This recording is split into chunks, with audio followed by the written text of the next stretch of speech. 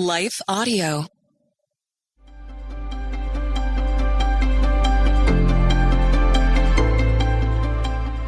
Welcome to the Crosswalk Devotional. We're glad to have you listening with us. Today's topic looks at the hope that was restored at the birth of Jesus.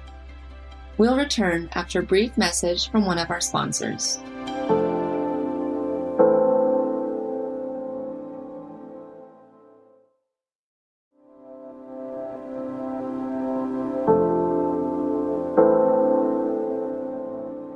Understanding the Hope Restored in the Birth of Jesus. Written by Clarence L. Haynes Jr., read by Leah Arthur. Don't be afraid, Mary, the angel told her, for you have found favor with God. You will conceive and give birth to a son, and you will name him Jesus. He will be very great and will be called the Son of the Most High. The Lord God will give him the throne of his ancestor David, and he will reign over Israel forever. His kingdom will never end. Luke 1, verses 30 through 33. We often consider the birth of Jesus from a perspective of looking back. For a moment, I want you to put yourself in the hearts and minds of the people who were alive during this time. When you do this, it will help you understand the reason for the hope and excitement surrounding Jesus' birth.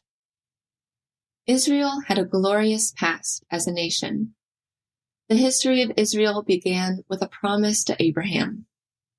God told him he would make him into a great nation and give him a land for his people who would come after him. Through exile and then Exodus, God eventually fulfilled this promise, birthed a nation, and gave them their own land. The glory of Israel extended through the period of Judges, but eventually Israel wanted a king. The kingdom was formed first with Saul, then David, then Solomon. After Solomon, the kingdom was split into the northern kingdom, which had 10 tribes and was known as Israel, and the southern kingdom, which had 2 tribes and was known as Judah. All during this time there were kings in Israel and Judah. However, because of their rebellion and sin, eventually the nations went into captivity. By the time we get to the announcement of the birth of Christ, the succession of kings had stopped. It had been nearly 600 years since there was a king on either the throne of Israel or the throne of Judah. Not only had the succession of kings stopped, but the successions of prophets had also ceased as well. It had been 400 years since there was a prophet in Israel, and more than 400 years since the book of Malachi was written, which is the last book written in the Old Testament. The glory of Israel was long gone, and it only remained in their memory. By the time we get to the announcement of Christ's birth, Israel was living under an authoritarian state that was governed by Rome. Herod was the king. He was not a Jew, but was appointed by Rome, and while he was a brilliant man, he was also a ruthless and evil ruler. It is out of this place in Israel that God tells Mary that she will give birth to Jesus, that he will be great, and that he will sit on the throne of David forever. If you had been in Israel and heard this, how would you have reacted to this news? I hope you can understand why this would create such excitement and enthusiasm. In the minds of many, all that was lost was about to be restored because of this child that was born. When Jesus showed up, their hopes and expectations were lifted. Let's apply this to your life today. Has your hope been crushed by the circumstances of life? Life can be filled with challenging and difficult realities that can destroy your hopes and dreams.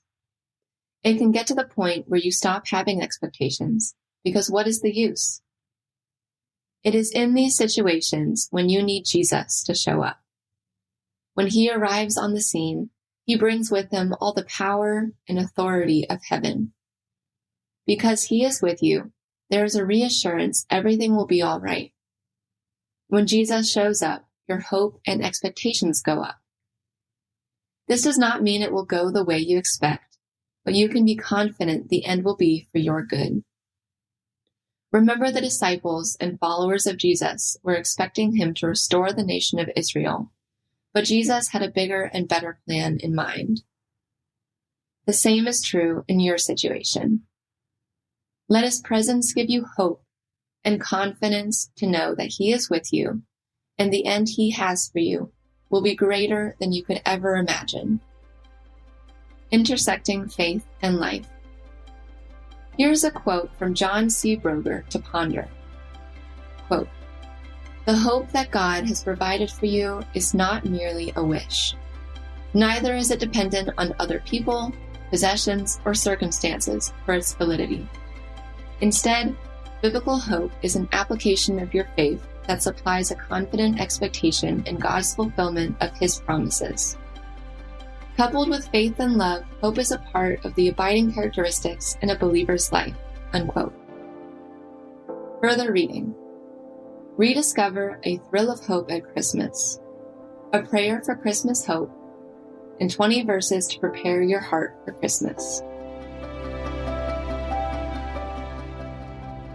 The Crosswalk Devotional is a production of Life Audio and Salem Media. If you liked what you heard today, please take a second to rate and review this podcast in your favorite podcast app so that more listeners like you can find the show. For more faith-filled, inspirational podcasts, visit us at lifeaudio.com.